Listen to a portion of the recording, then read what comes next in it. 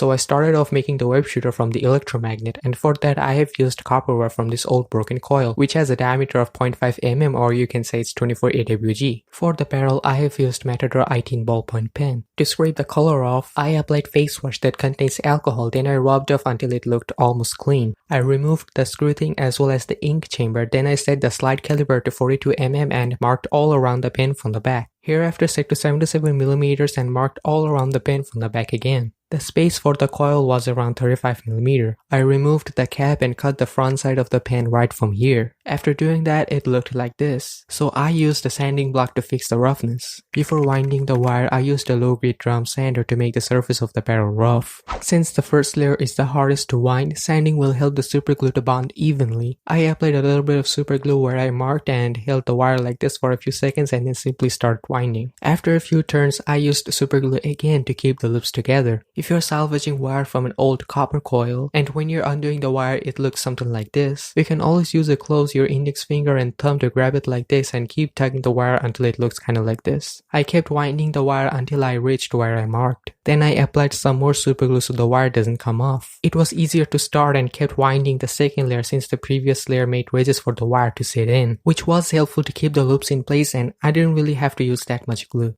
Following these steps, I kept winding the wire until I have reached the layer 16th. Then I applied some more superglue to secure the overall coil that is 35mm long and 30mm wide. The capacitors that I needed are inside of this 400 watt power supply, which needs 220 volts to function properly. If you don't have any PC power supply, you can just order the inexpensive capacitors from eBay or Amazon for about 10 to 12 bucks. After unscrewing and opening the power supply, I found the capacitors that are rated for 200 volts and 470 UF. Then I unscrewed the board from the casing, unplugged as well as cut the wires, and the PCB board just came right off. Then I used a 60 watt soldering iron to hit the capacitor's legs in order to get them out of the board. In parallel, these capacitors have a total capacitance of 940 UF and 200 volts. Then I needed a transformer in order to get the capacitors charged to its full potential. You can easily get a transformer like this on eBay or Amazon, but I got mine from a circuit board which belongs to a microwave oven. The transformer was soldered on the board sort of like this. The transformer had 8 terminals, but only 5 of them are for actual uses. I removed the terminals that weren't connected to any of the coils, or else it might have gone confusing. The transformer is designed in the specific wire arrangement. I chose this side to be the primary and this side to be the secondary due to the winding ratio.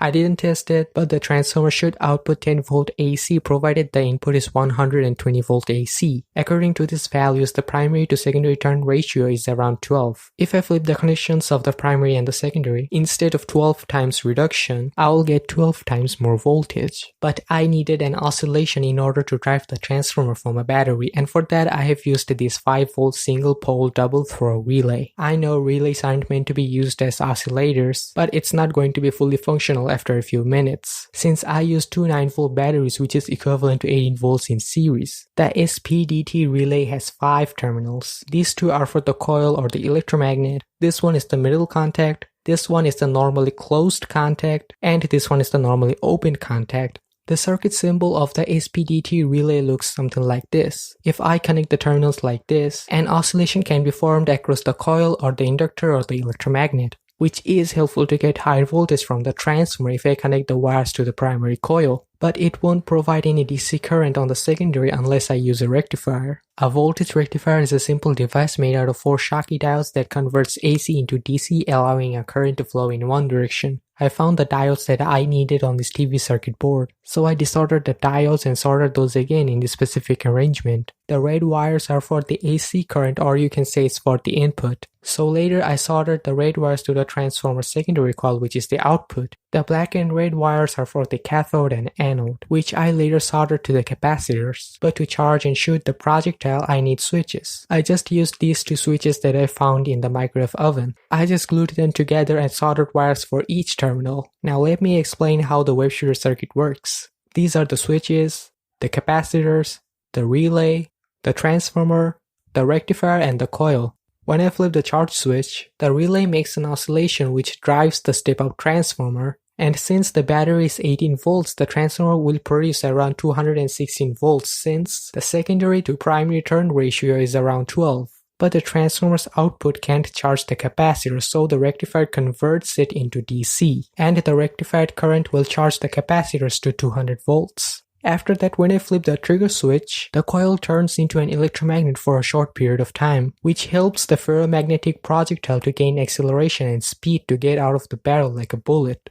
I sanded the relay, the coil's barrel, and these two sides of the transformer. Then I glued the relay as well as the barrel to the transformer. I used some hot glue to fill the empty spaces. These are the 13 cm scale pieces that I used as the main body. I just bent it with the ply to give it a wristband look which fits on my wrist. Then I used some more superglue and thread to make them stick together as well as the coil, transformer and relay part. Then I also attached the capacitors in the same way. After that, I connected the capacitor terminals in parallel, so it's 940 UF and 200 volts. I connected one of the coils wire to the capacitors and then added the switches and connected one of the switch wires to the capacitors and the coil. I soldered the rectifier's AC side on the transformer secondary. I did not want to short anything, so I covered the rectifier with some tape. I used these two 9-volt battery clips and connected them in series so I can get 18 volts. Then I connected everything according to the circuit I showed you earlier, connected the batteries, hot glued everything and went back to sleep.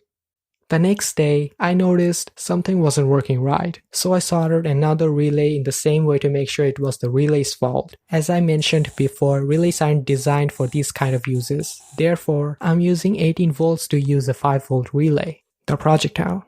Just a simple ferromagnetic iron core with a soldered needle on the front and a loop tube on the back of it. The main whip cartridge is just made out of these 4 components. This part stores the thread, this part makes everything stick together, and that's the part which helps the thread to come out easily as well as it connects with the barrel. Then I got another problem. The coil's barrel gets narrower at the end so the projectile couldn't pass through it. So I just had to make the barrel shorter to solve the problem. Then I tested the web shooter if everything was alright. Shortly after the test, the relay wasn't working right again. So I just used these female connectors and hot glue to make a mold, so I can change the relay whenever I want. After that, I connected the wires as I should, and the web shooter was finally complete.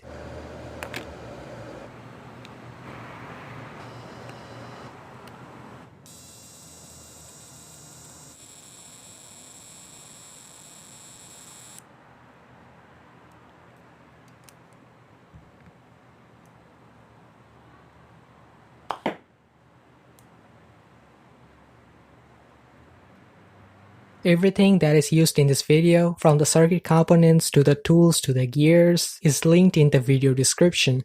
But if I make another web shooter, I'll make sure it loads faster.